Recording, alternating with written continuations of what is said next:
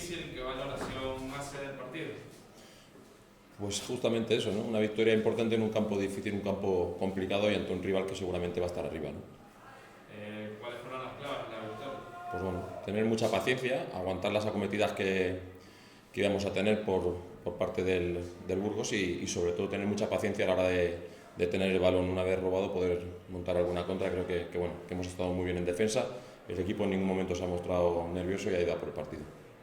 El equipo está mostrando un buen estado físico, se pone arriba. ¿Cuáles son las claves para mantener esta línea? Yo creo que la clave es partir desde la humildad, desde el trabajo, desde el sacrificio, de jugar en equipo, ser un bloque, ser lo más compacto que podamos y en el momento que empezamos a perder un poquito de eso empezaremos a ver otro equipo que no quiero ver.